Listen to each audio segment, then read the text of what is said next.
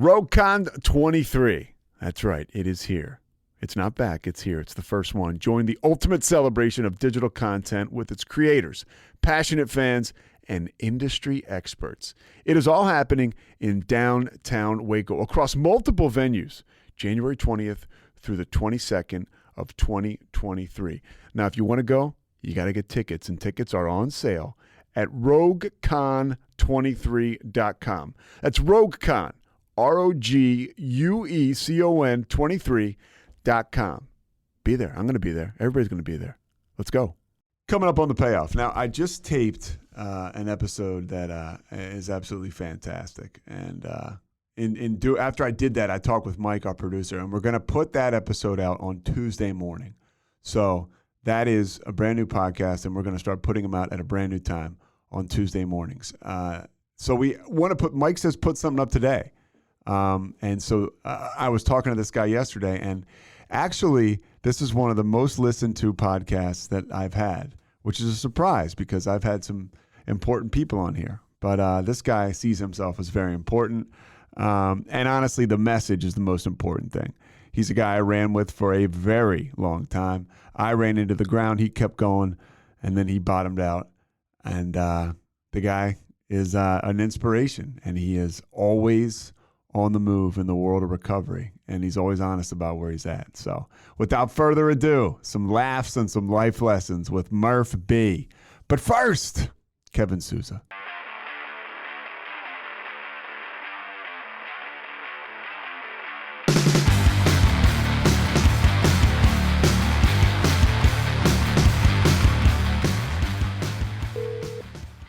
Pete. Murph. What's happening? What's going on, man? Your connection's a little better. First time, long time, buddy. Your connection's a little better than King of All Blacks. Really? Well, it's kind of like you sound like underwater a little bit. All right, hold on. Okay. Is this better? Yeah, it is better. All right. I had headphones in. I thought they'd be good. Oh, no. Yeah, this is much better. This is a big honor. I'm a super fan of the pod. Well, you actually, you sent me the rough cuts. I listened to it then, and then I also listened to it once you post it on Thursdays. And I just think it's great, man. I love what you're doing, and I'm going to steal one of your lines, which is hang in there and take this compliment. But I think you're really good at it, and it's been just great to see your progression, I mean, I'm sure we'll get to in the pod. You and I have known each other since we were kids, and I've seen your transformation. I was there during your lows, and to see you doing what you're doing now is awesome. And I genuinely think that you're very talented, and can't wait to see where this all goes. I really do appreciate it because, you were one of the reasons this whole thing kind of got started, pushing me in this direction. And that's kind of, and we'll get to this, right? But that's kind of what sobriety is about, like living in sobriety. It's being able to bounce ideas off people when you think, oh man, there's no way I can do that. And somebody's like, dude, just do it. And yeah, our relationship in particular has been yeah, it has. That's been huge for me. Yeah, me too. Sobriety. Yeah. And it's funny because then we'll start right now. I mean, your drinking career, I was there for a big part of it. Like you said, you were there for mine. What is your sobriety date? My sobriety date is July 8th, 2016. Coming up on 5 years in July. Had a rough July 4th weekend 4.5 years ago. And, came into the rooms on a Friday. I called our buddy Danny after, a 3 or 4 day bender, and was just, as the cliche goes, I was sick and tired of being sick and tired. We'll get to the recovery, but I want to go back to your first drink. If you can remember what that was like. My first drink, I was a sophomore in high school. I got invited to a girl that was a year older than me.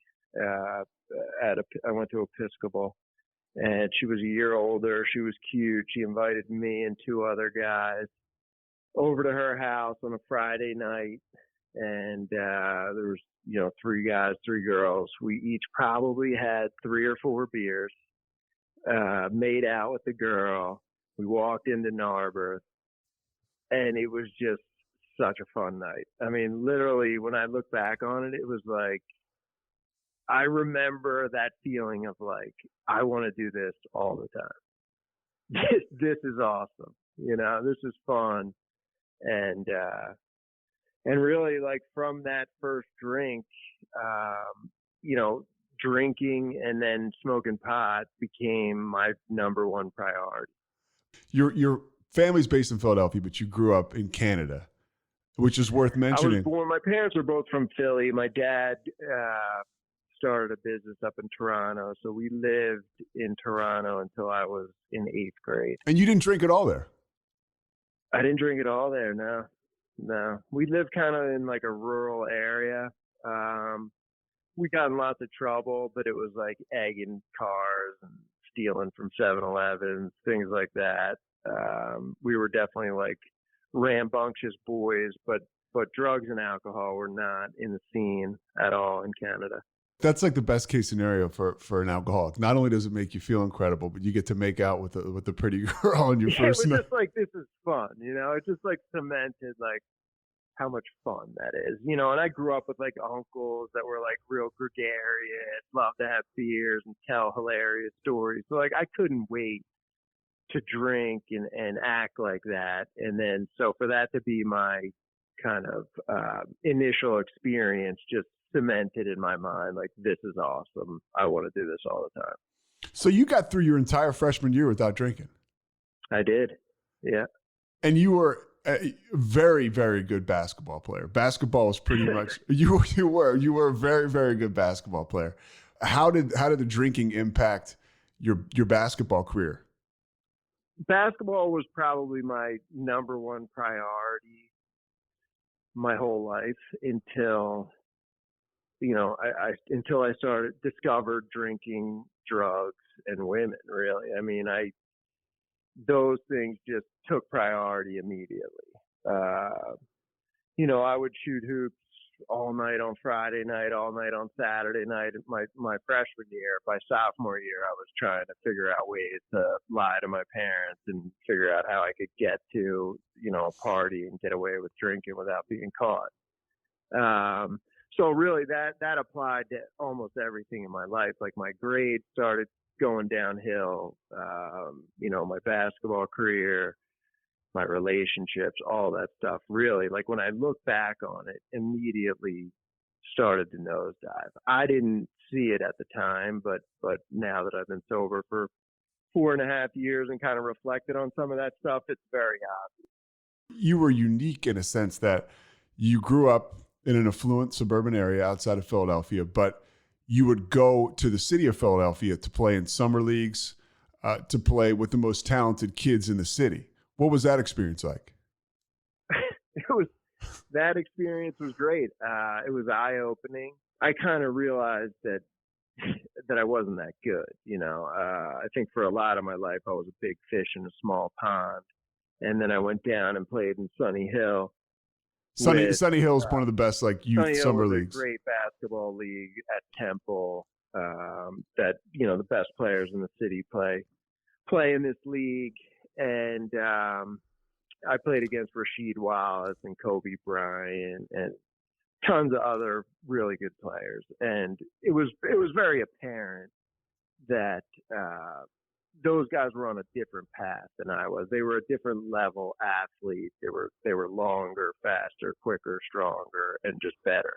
But it was a really cool experience. I mean, I had a great time. I learned a lot. I was, hanging out with kids that were, from different backgrounds than myself. And I had a blast doing it. I have so many funny stories from those times.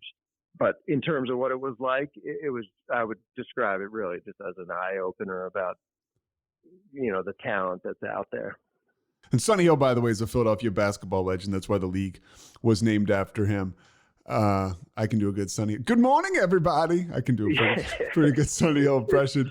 Yeah, I mean, it's a great league. His whole mission is to provide a platform for basketball players to be seen and recruited by colleges, but also to make sure that they're getting a great education. So you had to take a test before the season started, and if you didn't pass the test, Sunny Hill would provide tutors that you would have to go to once a week during the whole summer so that you could kind of up your grades and be more appealing to colleges that were recruiting these kids. So I didn't know that. Yeah, the test was hilarious. I mean, it was like if you go to the store and you have $5 and you buy something for $4, how much change do you have? it was not a tough test, and everybody on my team passed it. All right, not many guys didn't pass it, I would guess. I don't think so. As your basketball career is kind of, because I mean, look, let's consider what it is. It's kind of taken off in a relative sense. As you're playing in Sunny Hill, you move from Canada, you come to Philadelphia, you're playing against some of the best players. How does your drinking go along and progress? My drinking just gradually progressed all through high school. My parents were very strict. They were tough to pull the wool over their eyes on. My dad, has seen it all. I couldn't get away with much. When I went out at night, they would be up waiting for me. They'd smell my breath. If they smelled alcohol or pot on me, I'd be grounded for a couple weeks. So, I basically kept it in the fairway in high school. I would say I drank at every opportunity that I possibly could. If I could convince my parents to let me sleep out on a weekend at a buddy's house, I would drink as hard as I could. Or if I was allowed to go to a concert or something, I would get it in.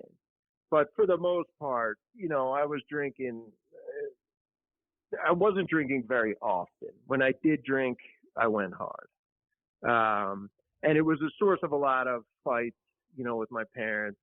My mom in particular, she probably saw how my grades were suffering, my attitude was suffering, and could tell that there was something going on with me. And she would ask me like, "What's going on?" And I, like a typical kind of addict alcoholic, I'd say, "You can get off my ass. What's your problem?" So, like our relationship just kind of suffered for a few years there.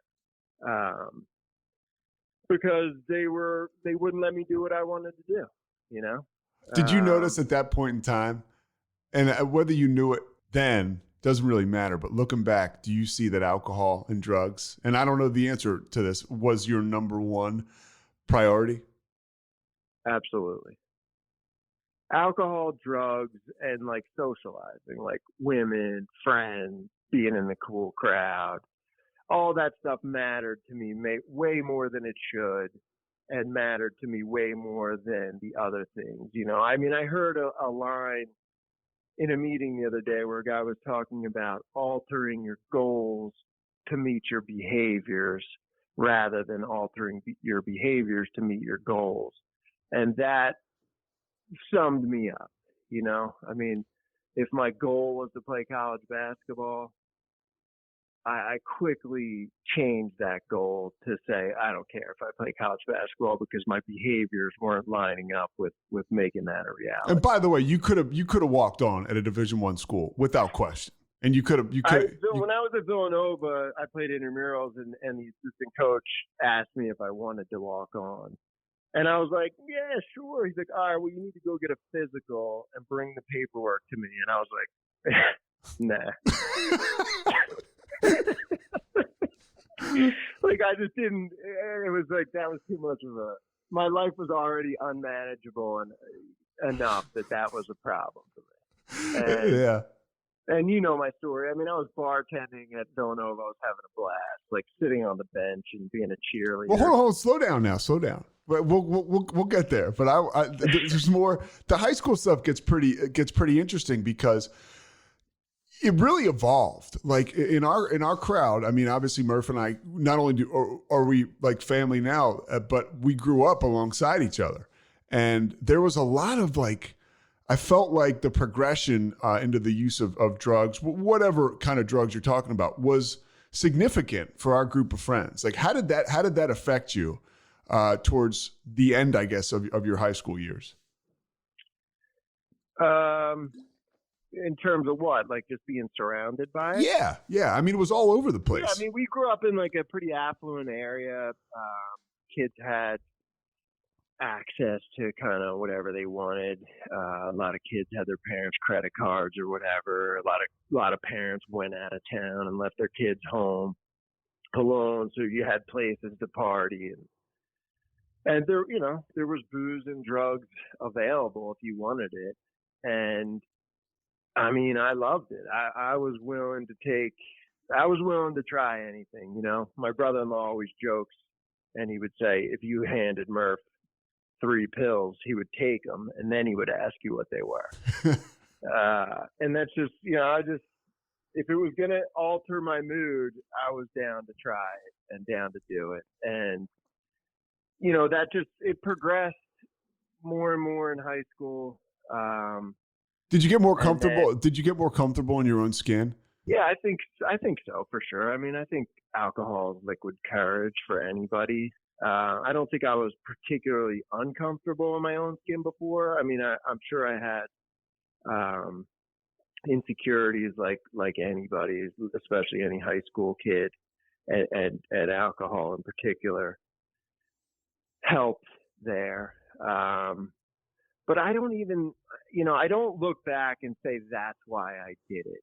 I don't look back and say I was so uncomfortable I couldn't talk to anybody or anything. I just loved it. Just was so fun. I wanted to do it. I loved,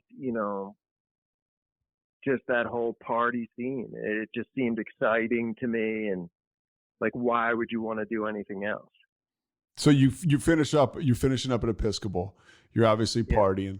What does like your college decision look like? My college decision was because you go to this high school where people are going to Penn, they're going to Harvard. They're going to really good schools for sure. Probably 20 to 30% of my class probably went to Ivy League schools. And, my grades weren't horrible, but they weren't great. I mean, I never applied myself in school at all, since, the first grade. My report cards would always say, like, he has a ton of potential, but he just needs to buckle down a little bit. And, in high school, that was especially true. So I tried to convince my parents to let me go to like Arizona State. I forget the schools I wanted to go to, but they were hilarious. And my dad was like, no way, dude. I'm not paying for you to go to a 4-year vacation. And somehow the University of Massachusetts, I think it was because their basketball team was good at the time.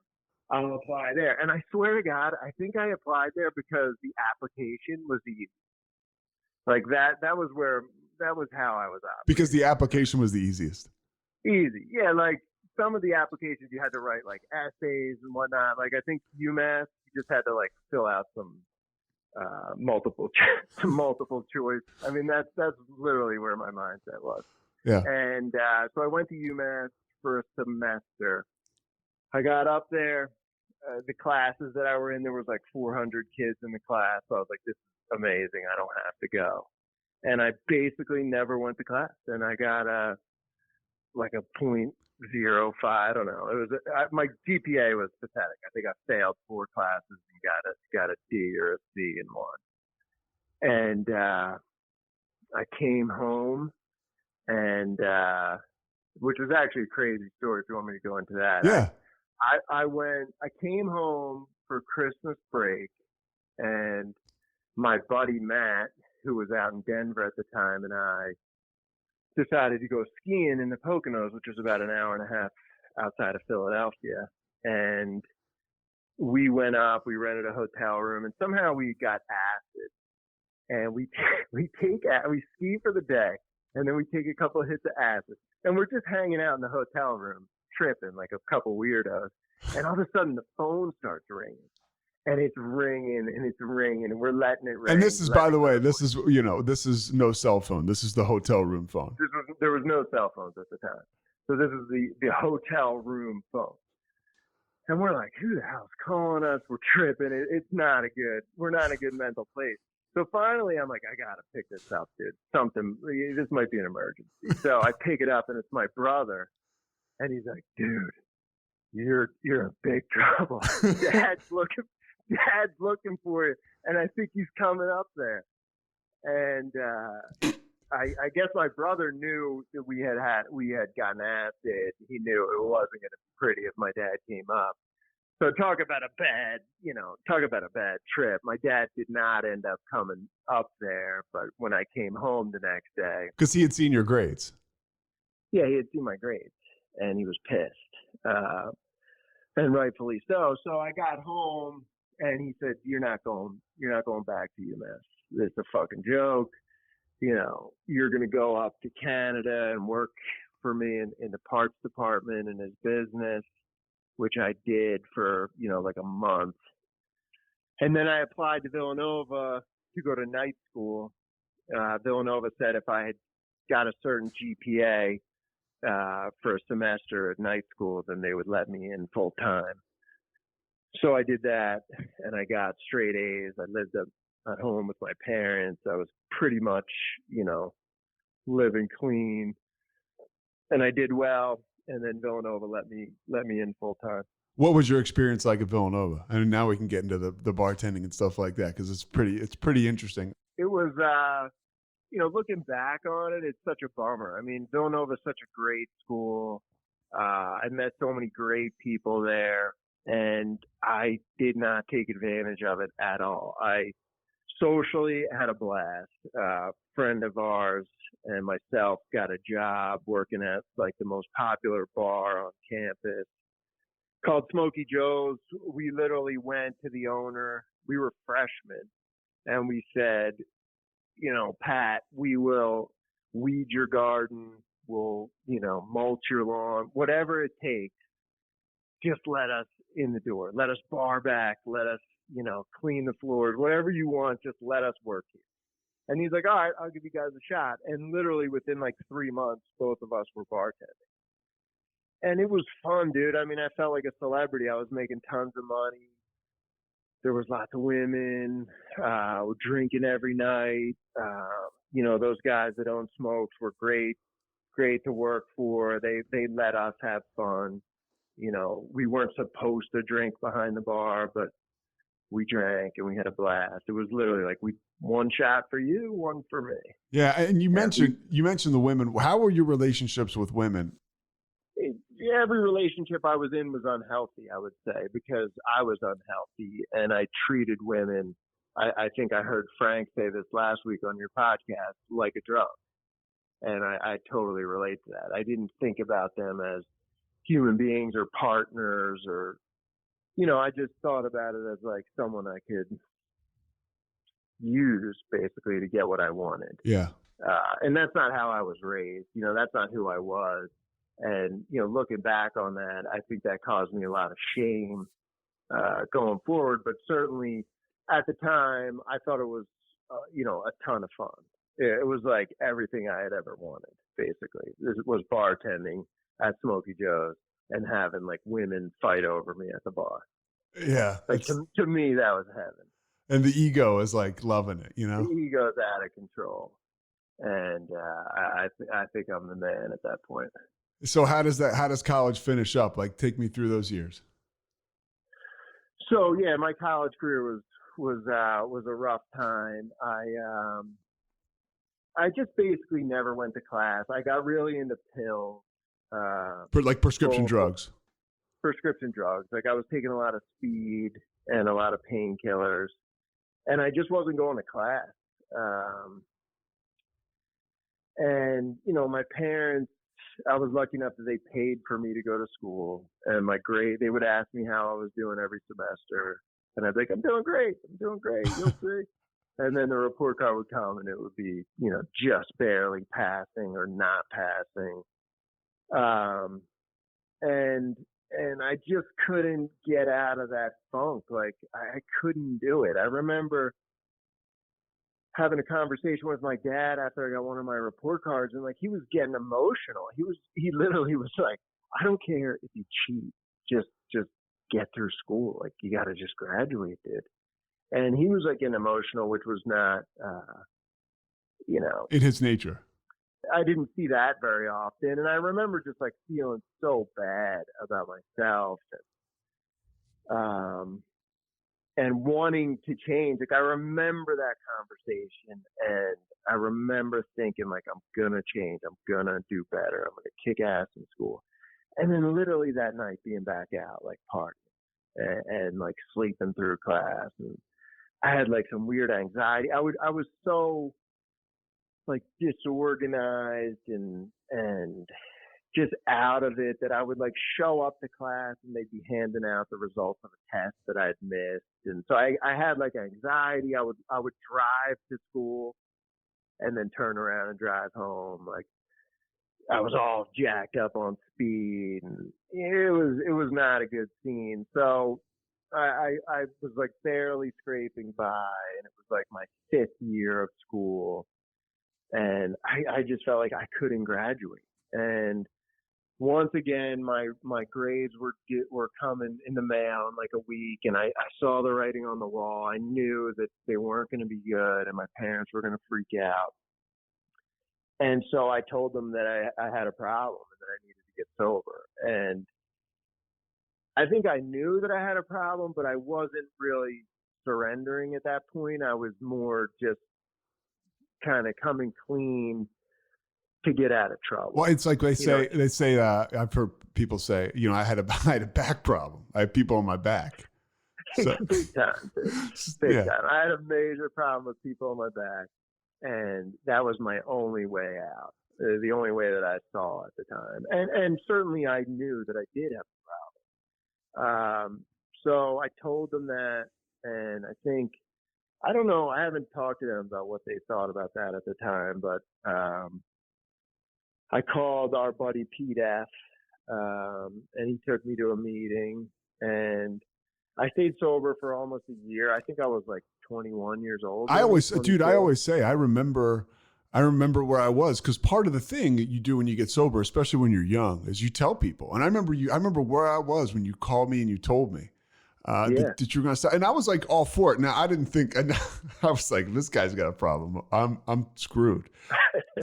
But I was like, that's awesome. I mean, because we had this guy in our life that you're talking about, Pete, that had kind of laid the groundwork, and he showed us that sobriety, there was a kind of a glow with him. Pete was one of my best friends growing up. He got sober. He went out in like a blaze of glory when we were 17. I mean, he just could not handle drugs and alcohol. So he got sober. Nobody questioned it. Like it was clearly the right thing for him to do. And then his life just got so much better. I was talking to him about this a couple of weeks ago, just like how, I used to look at him in college. He started a business. I think he walked onto the lacrosse team. Yeah. He was dating a beautiful girl. He was happy and positive. And meanwhile, I was sleeping all day and spending, my whole life was spent in a bar or like in frat house basements at night. So like clearly, even back then, I just saw the difference in the lives you were leading. It was very black with him. It was very black and white with him. I mean, it was very black and white. It was very messy the way that he flamed out, and it was very triumphant the way he had life going. And I think we all were like, wow, that's pretty awesome. For sure. So I legitimately saw that as an option for myself, because I clearly, when I was being honest with myself, knew that I couldn't control, my drinking and drugging. I couldn't say no, even if I had a big test the next day, or, I had to be home for Easter brunch with my parents or whatever. Like I just couldn't walk away from a party ever. And I was like doing whatever I could to get pills. Like I was really like a junkie with the speed and the painkillers at that time. Stealing, lying, cheating, whatever I had to do to get those. So I knew I had a problem, and I waved the white flag so that I would get out of trouble for school, and I stayed sober. I went to meetings. I got a sponsor, and I had an incredible 10 months. I think I stayed sober for 10 months. I ran a half Ironman. I graduated from Villanova. My relationship with my parents was great. It worked for me. like you just said about Pete, it was like black and white. Like my life immediately got better when I put the drugs and alcohol down. So how did you end up? How did you end up drinking again? So I don't really remember like exactly how it went, but I wasn't all into the program. You know, I went to, you know, maybe a meeting or two a week. I had a sponsor who I never called. I didn't work the steps. I didn't do the things that are suggested that you do in the program. And, you know, eventually caught up to me, and I decided that I'm not an alcoholic. I just was in a bad place, and I was just like abusing pills. So if I go back out and I stay away from drugs, I'll probably be fine. That was, you know, the lie that I told myself.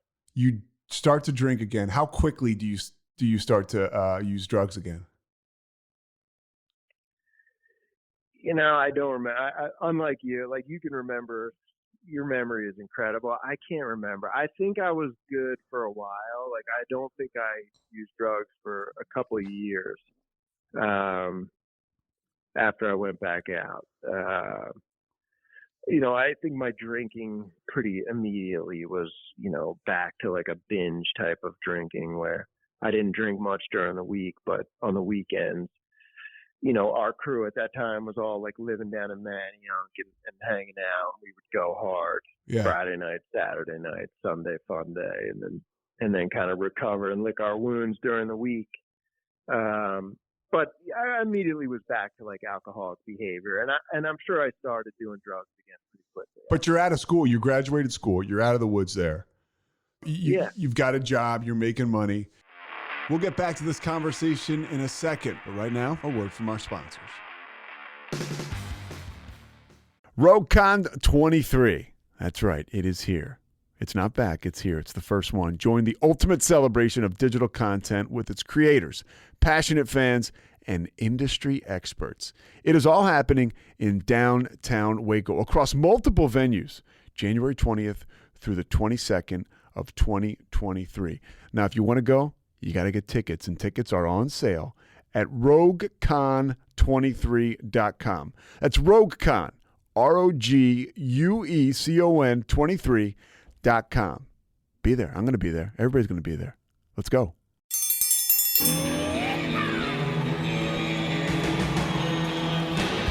Hi, I'm Hank. You might remember me from a show called King of the Hill. Check out a King of the Hill rewatch podcast. These boys ain't rap, but they are funny. Find the podcast anywhere you get your podcasts or at roguemedianetwork.com. I tell you what.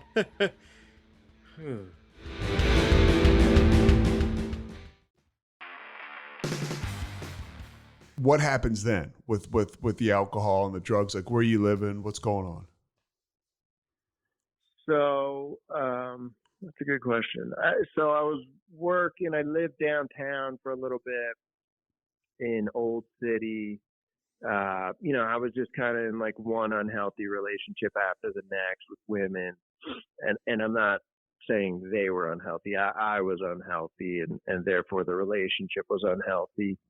I was working. I was doing pretty good. I got a job. We had an office in Virginia Beach, where the guy that was running the branch office, you know, kind of quit unexpectedly on us. So I went down there to run that branch for a couple of years. And I kind of remember that kind of being, like I remember really living alcoholically down there. I isolated a lot, and I started drinking by myself, and I was back on like speed pills. I was doing a lot of Adderall, and like ordering. I remember like ordering pills from like China, and getting them FedEx to my office in Virginia Beach. Like normal people don't do that. Normal people don't do that for sure. And just like, I guess that was where maybe I started drinking by myself because I didn't really know anybody down there. I moved down there, and I would leave work on a Friday and stop at the liquor store and get a bunch of booze, and I'd have a bunch of pills, and I would just, drink during the week. I would go out to like a bar for dinner or something by myself, and maybe, meet people. I met a couple of women down there that I dated, and but I was really going hard in a dark, weird, solo way where I was isolating and drinking and using a lot by myself. And then you come back to Philly, and it's almost like you're back full throttle because your job moves you back to Philadelphia, and you come back from Virginia Beach, and you're kind of in the same gear you were before you stopped drinking the first time. Yeah. When I got back from Virginia, I was probably like close to 30 years old, and I was partying hard. I was like kind of keeping it in the fairway. I wasn't. It was mostly, like I said, it was like binge drinking on the weekends. And like I would, get up and work and do my thing all week, and then Friday would come and I would just go hard, like real hard every weekend. I got sober when I was 39. So when I was 35, I think is when I really became like a daily drinker. Where I started out like having wine, with dinner or whatever. And that quickly became like a bottle and a half, 2 bottles of wine, like on a Tuesday night. Every night I was drinking. I was doing a lot of drugs at that time too, like starting around age 35. And you moved back from the city of Philadelphia to the suburbs of Philadelphia, where you basically kind of build a house out there. So you're alone, in a big house by yourself a lot, in an area where a lot of people. You obviously have a lot of connections, but things are just getting worse. Yeah, things are getting a lot worse. But on paper, and I got to say this because this is an interesting alcoholic. Side note, you were doing a pretty good job of keeping up appearances, making it look like you were doing okay.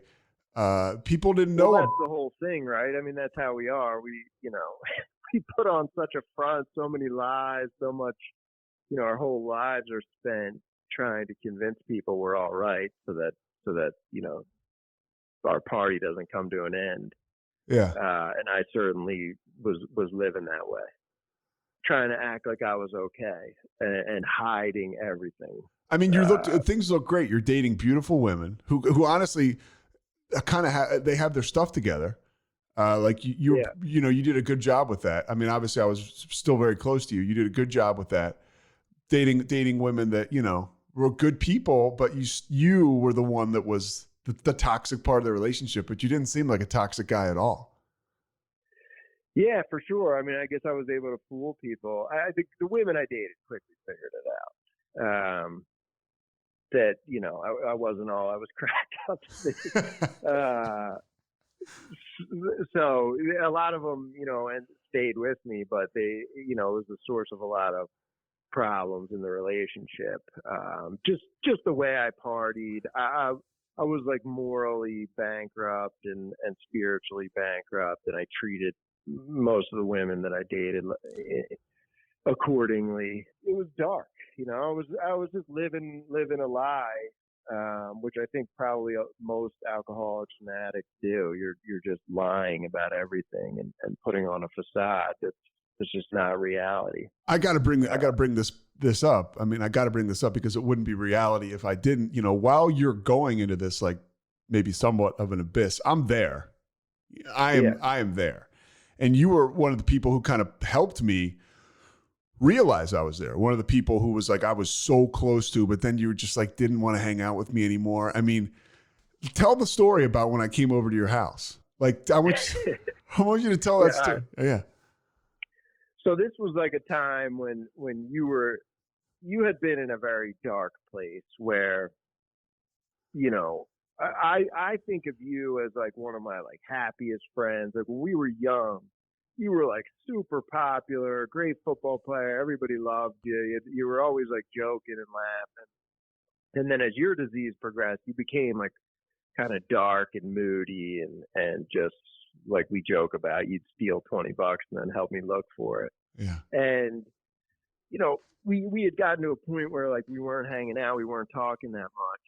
And then you had started calling me, telling me you were doing better. I think you had tried getting sober a few times, and you were doing better. And we started to reconnect a little bit, and I was having people over for a Phillies playoff game. It was October 1st. It was a month. It was Yeah. a little bit more than a month before I went to rehab. What year was this? It was 2011. 2011, yeah.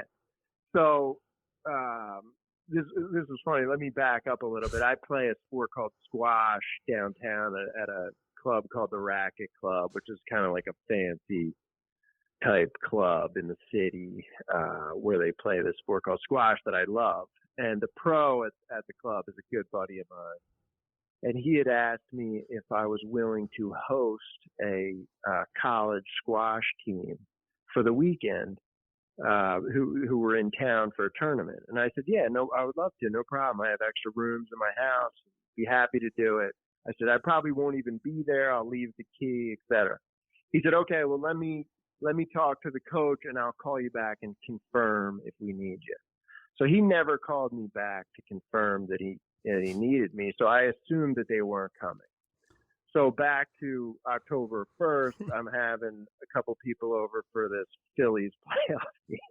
And they were like, my non-alcoholic friends. Like, it was one of my buddy's sister's bachelorette This party. is like this is a normal group of people. One of the women there is pregnant.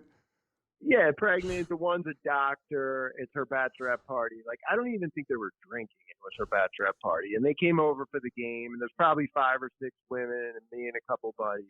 And you call and say, hey, can I come over with this girl that I met in Wawa?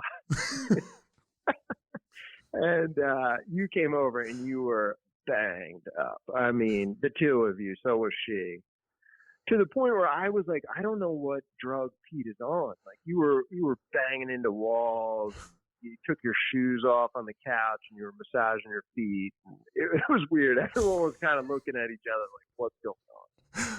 So I think you broke up with the girl on the couch in front of everybody, and she started bawling, crying. And I was like, Pete, I took you in the other room. I said, man, you got to go, dude. Like, you're making people here uncomfortable. This is not my normal crew. Like, if it was our normal buddies, like, it wouldn't have been a problem. But I felt, kind of embarrassed. And I was like, you got to go. So my house had like a long driveway, and it crossed a bit of a creek about halfway down. Let me interject, by the way. The only reason this story is funny is because I'm 9 years sober today. Go back. Because it was not funny at the time. No, it was, but it wasn't. Yeah. But so the creek crosses the driveway about halfway down, and you guys leave, and everyone's like, holy shit, what was going on with the two of them? People just couldn't get over what we just witnessed. And we're sitting there, and one of the girls goes, oh my gosh, they're coming back. And I'm like, what? So I go out to the front door, and I open the door, and your car was upside down, headlights facing the sky, in my creek. And I ran out and I freaked out on you. I was like, you got to get the fuck out of here. As I'm screaming and yelling, my phone rings. And I think, for whatever reason, I answered it. It was a number that I didn't recognize. And it was like, hello, Mr. Barton? And I said, yeah, this is D. And he goes, this is Alan Thompson. I'm the women's squash coach at Mount Holyoke University. We're going to be there in about 20 minutes. And I got a car upside down. I'm banged up. There's beers all over my house. So I just kind of lost it, and it ended up all working out. Well, it did because it ended up getting me sober. That was like, I was at the end of my rope. Yeah, that was like kind of a kickstart. I remember you coming over, and I don't know if that meant anything to you, but I remember just being like, Pete, man, you're not the guy that I know. I remember that. It's just not fun to be around you. I was like, I think you got to get sober. And then I think your brother found out about it, and that really that was it. forced your hand. That was it. Yeah. So everything happens for a reason. It does, man. I mean, and now it makes for a great story. I mean, these women from the Mount Holyoke team showed up, and they were like, "What is going on?" I was like, I forget what I told them, but I talked them into thinking it wasn't that big of a deal that a car was upside down in my creek. So, all right, let me get back to you. So now you're 35 to 39. How does it go? How do you end up getting sober? Because you really did appear. I mean, that party is actually a nice window into you doing okay. Yeah, I wasn't doing okay. I mean, I was in a relationship with a woman for a long time who was great, super nice person. Super who nice, cared super about cool. Super cool. She liked to party too. So I had kind of no governor, and we partied hard, and I drank daily. And my life just started to like I said, I was more morally and spiritually, pretty much bankrupt. I was treating her very poorly. I was 30 pounds overweight. I stopped playing squash. I stopped reading books. Like I stopped doing anything that I used to like to do. And all I did was get home from work and drink. And I recognized that I like every day I would wake up and say, I'm not going to drink tonight. And every night I would stop at the liquor store after work. Like, you hear people say that all the time, but that's just like so true for me. I couldn't make it, a day without drinking for those 4 years. And I was having some fun, like I was enjoying myself, but more and more it was becoming not fun. I mean, and this is again worth adding.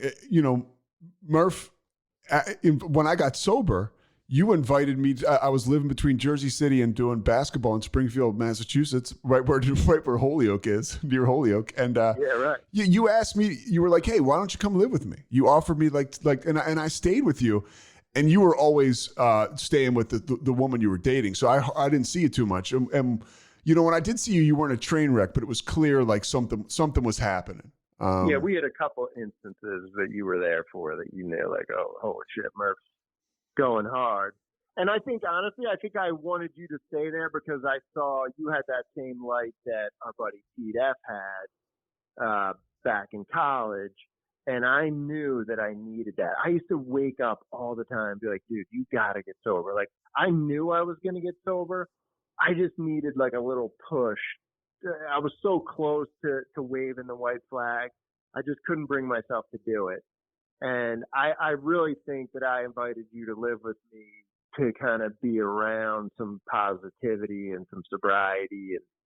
And I think there was definitely a relation there that caused me to invite you to live there. But anyways, I was getting in like lots of trouble with the woman I was dating for doing stuff that I shouldn't be doing. She was getting fed up with my behavior. I was going so hard. I was doing a decent amount of coke at that point. And July 4th weekend came.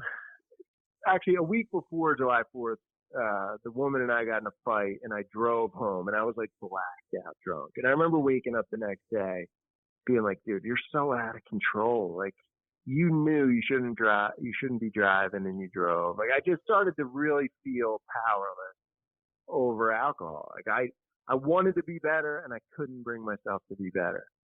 And then a buddy of ours called me and said, hey, I'm going out on a Wednesday night, and why don't you come meet me? My wife and kids are out of town. Like, I'm looking to have some fun.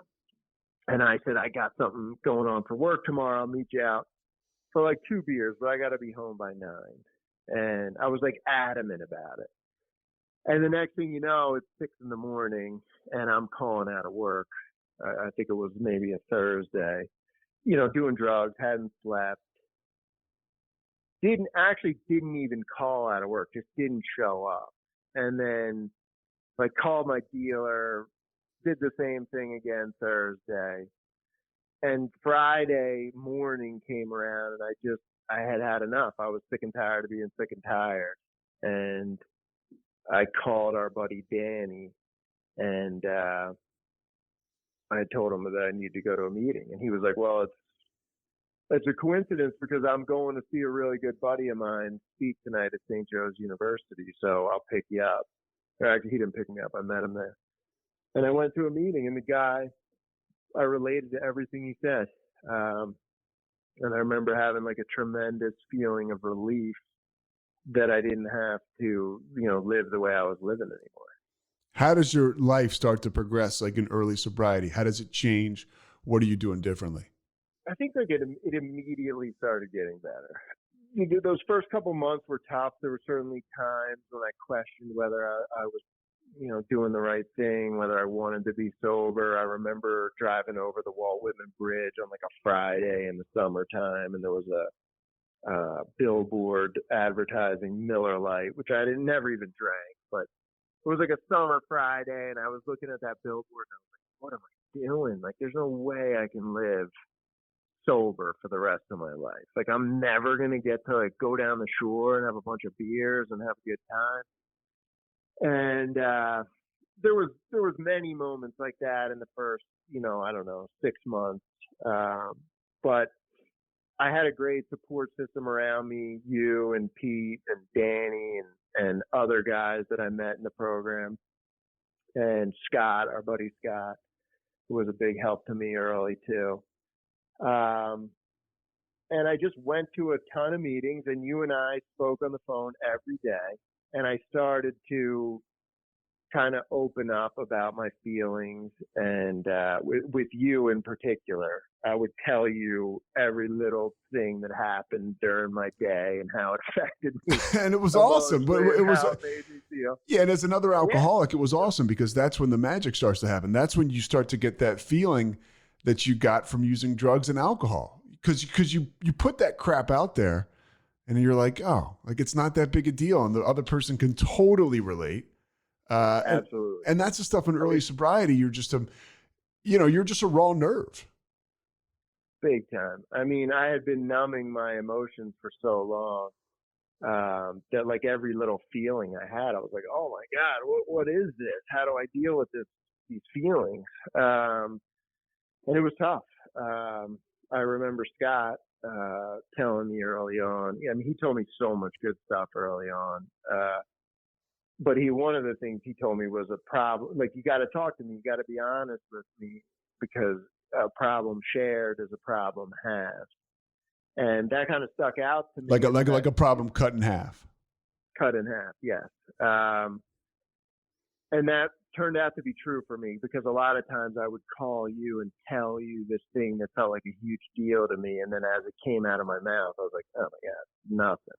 Yeah. Like, I can get through this.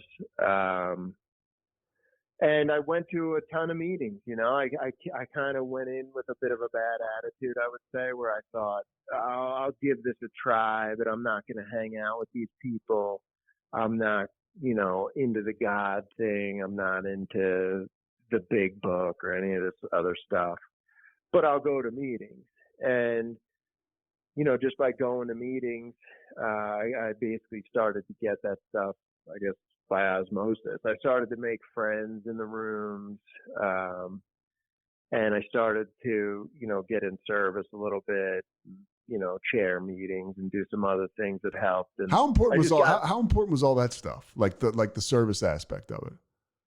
The service aspect was huge, because when I first started, and when we're talking about service, we're talking about you make coffee at a meeting. If you set up the chairs or you clean the chairs up afterwards, or you chair a meeting. Which means, by the way, you got to get there on time, and you got to get there early. Yeah, early, and you got to leave and talk to people. Exactly. And you leave a bit late, and really, like, that's where the magic happens, I think. Because when I first started, I would show up a minute late and leave a minute early and not talk to anybody. And then as I started doing that kind of stuff, I started to meet people and really make friends. And I think it gives you some accountability. Like, if you don't show up or, for a week or something, somebody might call you and see how you're doing. But really just getting to know the people in the group and realizing that they're all awesome people, and started making friends. People started asking me to tell my story for them. And, it just kind of snowballed into becoming very involved in the group. When do you think it changed for you? A guy named Sonny, when I lived in Louisiana, always told the story of, he asked his sponsor, like, this guy had been sober forever. So maybe 40 years ago, he asked his sponsor, how long do I have to go to meetings till you want to? Right. Do you remember there was a point when you wanted to go, or you started to really enjoy recovery? I think that was pretty quick for me. I loved meetings. You used to say it's the best ticket in town. And I agreed. Like, I really liked it. Every time I would go, I would hear like some story that I would say is like inspirational or filled with hope. You'd see people that had these like crazy stories, and now we're living these like happy, great lives. And it was just, they were entertaining, number one. And they were inspirational, number two. And they just kind of gave me a perspective change that like, whatever I'm dealing with is not that bad. Like, these people got through what they had to get through. Like, I can get through, my little bullshit problems. And like what we were saying before, when I was in early sobriety, kind of like the emotions and just, I call it being in my own head, thinking about myself, that kind of like self-centered fear that I was dealing with 24 hours a day in early sobriety. Like, going to a meeting kind of gave me like a reprieve for like an hour. It got me out of myself. So I like that. Like, I kind of quickly realized that that's what meetings did for me at that time. Like, I really, it was like black and white. Like, I felt better walking out of a meeting every time. So I went to a ton of meetings because I want to feel good all the time, Yeah. And they just worked for me, and I liked them. So I'm lucky, because I know a lot of people struggle with comparing themselves out. I've tried to help some guys that don't get it, and one of the excuses that they say is that I just don't relate to these guys. There's a homeless guy in there, or whatever. And I never had that problem. Like, even if it was a homeless guy sharing and he was talking about how he felt about drugs and alcohol, I typically related to something that came out of his mouth. And I just didn't try to compare myself out of the rooms. Because that's bullshit when you're doing that. It is. Yeah, it is bullshit. So what do you tell the new guys that say that? Basically, that it's bullshit. It's your alcoholism trying to give you an excuse to walk away. That's exactly what it is. Because I know from my experience, I did it for so long. And a lot of the new guys that I help kind of come from similar backgrounds that I do. And I just try to remind them, like, hey, dude, if you grew up in a different environment, maybe without a dad or without, you might be that guy too. Like, yeah. Just because you weren't homeless, that's not all because of you. That might be your family might have been propping you up and keeping you in the fairway. So I'm sure you can relate a lot more to what these people are saying than you think you can. And most guys know that is the truth. What kind of stuff do you try to do? Like, did you do and do you do, like, just to stay in gratitude, to get that perspective shift, like outside of meetings? Because that's hard. I mean, it's something that I struggle with. That's a good question. I mean, number one is I make a lot of meetings. Number two, I sponsor a decent amount of guys. I have worked the steps too. I have a sponsor. I've worked the steps. That helped me a lot, get to that point of gratitude. But like, trying to be of service to new guys kind of keeps it green for me, reminds me what it was like, reminds me of how good my life is now, because I see guys come in and, man, it seems like they're in such a deep hole. And even like, I'll think, how the hell is this guy going to get out of this hole? And I'll tell you what, it's like 100%. Like, in my experience, the guys that stick around and take the suggestions that you give them, no matter what they come in, the problems they come in with, if you run into them again like a year or two later, like, they're doing great and they've kind of fixed the problems that were happening in their life. And like, that clearly happened for me. I mean, my life is so much better since I got sober, and it just reminds me of that, I mean, there's guys. It's easy to get caught up in the grind of day-to-day life. Like, I'm not getting what I want, or this isn't going my way, or I wish I had this.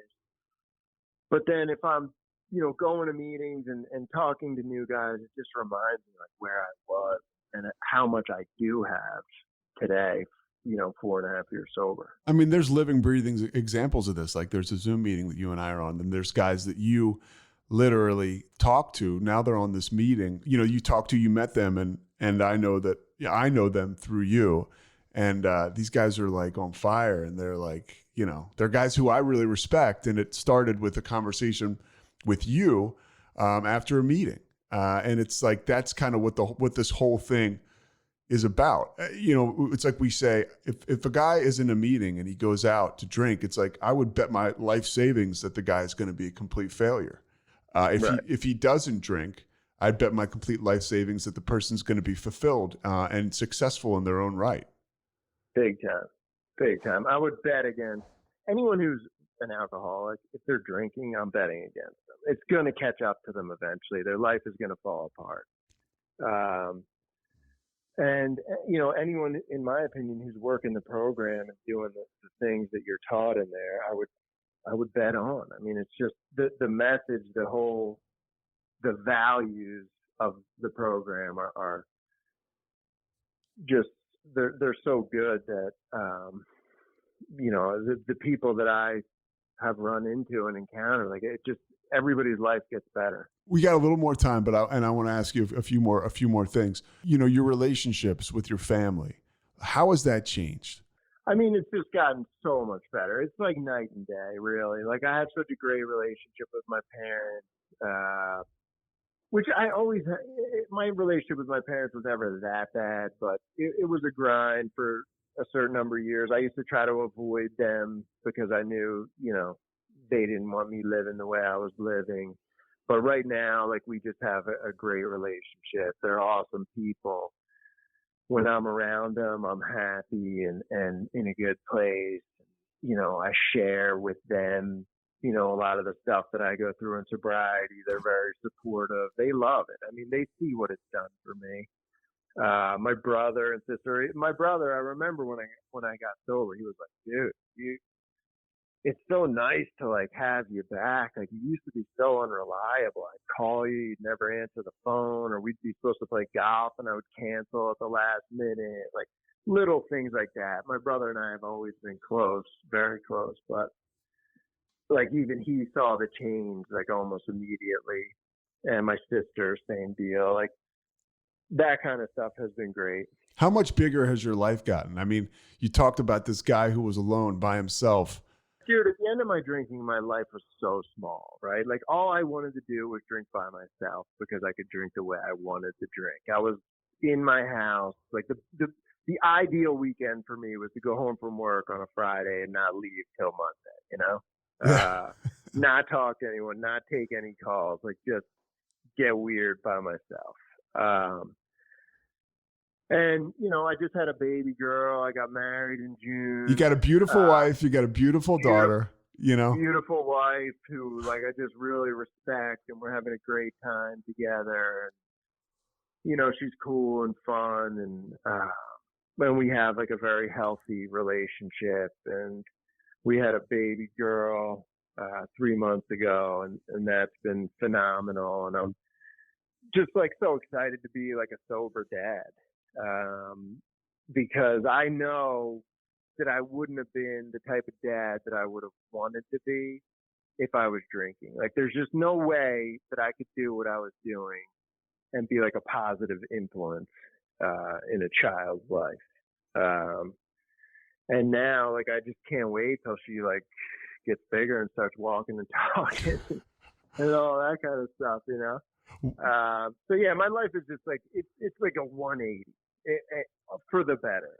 I don't think there's been one thing about getting sober that I would say is a negative. Like I don't even miss drinking. That's the crazy thing. Like you could have never convinced me of that 4.5 years ago. I don't feel like I'm missing out on anything by not drinking. Like I can still be social. I just that is the miracle of getting sober for me. I almost never think about drinking. Yeah, I mean, it's crazy. Do you have that experience? Yeah, I mean, I remember when I was like, and it took a little bit. I was probably a year and a half sober, and I was probably hanging out with some of you guys who were drinking around me, and I was probably started to connect with females again, with confidence, or I would cut through my fears rather than let Right. them chase me off. And I remember I was hanging out with a bunch of you guys once, and you guys were drinking, you were still drinking, and I remember being like, I'm having so much fun, and I don't want to drink, and like that was like this huge gust of self-esteem. And I certainly didn't have it when I was drinking because, I'm so insecure at certain times. I would just drink till I felt confident. And Right. on top of the fact that what you talked about is, I just got the shit. I got the ism. Right. It's all throughout my family. So yeah, I mean, that's when everything you're saying makes perfect sense. And it's amazing to think that now, because I mean, you talk about, you tried to stop before and you could not stop. Right. Because it sounds like if you were all like me, like you didn't feel a part of, and you felt like, or you just weren't ready, whatever. But now it's the real deal, dude. Like you don't look, and you're a social guy. You got tons of stuff going in your life. It's magical. It is. And one of the things, I mean, they talk about in the program, they say like a life beyond your wildest dreams. And, when I came in, they say if you stay sober and work the steps and do all that, you'll have a life beyond your wildest dreams. And I remember coming in and thinking like, whatever, like they're just trying to sell this program to me, but I'll go along with it. But like, what is going to happen that's going to be beyond all of my wildest dreams? Like I thought that was bullshit and like a sales pitch. But like really that has been true for me. And one of the things you just said was like you had high self-esteem. And I think that's a huge part of it that's beyond my wildest dreams. And I think it's like as simple as if you want self-esteem, like do esteemable things, like such a simple idea, but something that never occurred to me when I was drinking. Like stop doing shit you're ashamed of and maybe you'll start feeling good about yourself. I needed to, my parents taught me that, but I never got it. And I needed the program to kind of walk me through that in a very like basic way. And that has come true. I mean, I would say my self-esteem is just so much better since I got sober. And that has led to, a life beyond my wildest dreams. What does untreated alcoholism look like for you? Like on a day-to-day now? So yeah, I mean that's the battle, right? Like I'm constantly trying to work the program to avoid that untreated alcoholism. Like it's a daily reprieve for me. Just because I have almost 5 years, I can feel as bad today as I felt the day that I came in if I don't kind of do the basic maintenance that I need to do in the program. And that for me is really like trying to stay in touch with my higher power that I call God, like trying to bring him into my life and trying to stay in touch with other alcoholics. I mean, I pretty much talk to 5, 6 alcoholics a day. I hit at least 4 meetings a week. And if I don't, I lose that perspective that we talked about. I lose that feeling of gratitude. I can have 99% of my life going great, but I'll focus on that 1% that's not, the way I want it to be. So, and I can, if I don't go to meetings, like I can start thinking that drinking looks good to me again. When I get away from it, I can quickly forget the way I felt on July 7th, 2016, and think I wasn't that bad. I'm not as bad as these guys were, I can convince myself of that. So I don't know if I answered that question. Yeah, you did. You did a hell of a job too. What do you tell people that are like on the fence about drinking? I mean, if I was talking to somebody, I would basically tell them my story, and I would tell them, what it's been like since I got sober, and how much better things have gotten. And I would tell people to give it a shot. I mean, it's the best thing that's ever happened to me by far. I scratched and clawed for so long to hang on to this lifestyle that I was living. And I had really, like, when I look back, I had no joy. I was just like numb all the time. I was just drinking. It was a sad place at the end. And it just amazes me how hard I clung to that, and then once I finally let go and kind of got swept up into sobriety, just everything has gotten better. I like get up early in the morning and like the sunrise looks good, or the birds chirping, or I go out and hit balls at 6 a.m. Hit golf balls. I just hit golf balls. I love it. Every day before I got sober, I was waking up feeling like I had, I should go to the hospital. I felt so bad, just sitting in the shower being like, God, please just like get me through today. Like, how am I going to get through today? Like, it was like a chore to get through the day. Well, you and I have set an alarm clock. And now you what? I don't set an alarm clock. Yeah. Like, I just get up and I'm like ready to go and I feel good. Well, we've said before when, because it's so true. If I were to wake up today, the way that I felt waking up when I was drinking, I'd call 911. And I felt that way every day. Yeah. Yeah. Every day. It was like totally normal for me to basically feel sick. Yeah.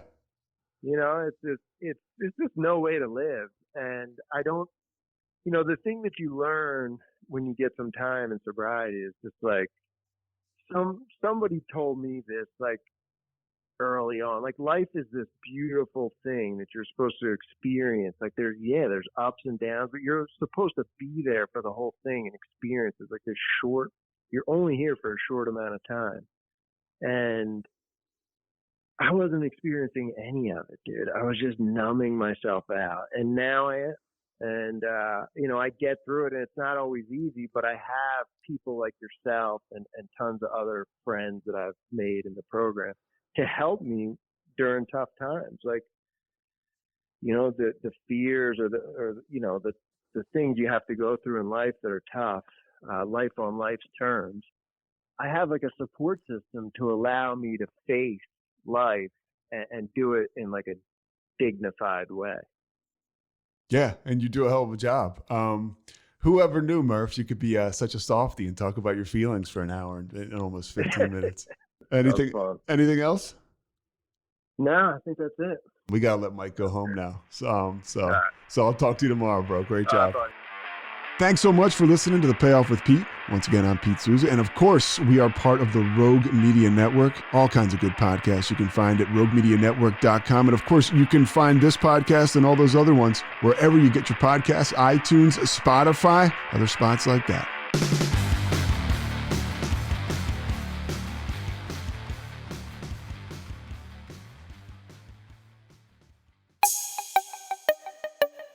This has been a Rogue Media podcast.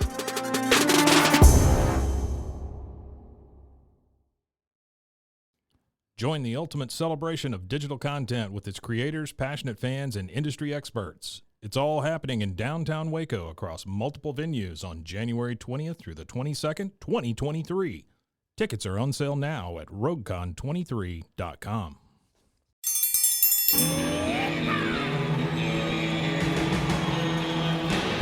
Hi, I'm Hank. You might remember me from a show called King of the Hill. Check out a King of the Hill rewatch podcast. These boys ain't rap, but they are funny. Find the podcast anywhere you get your podcasts or at roguemedianetwork.com. I tell you what.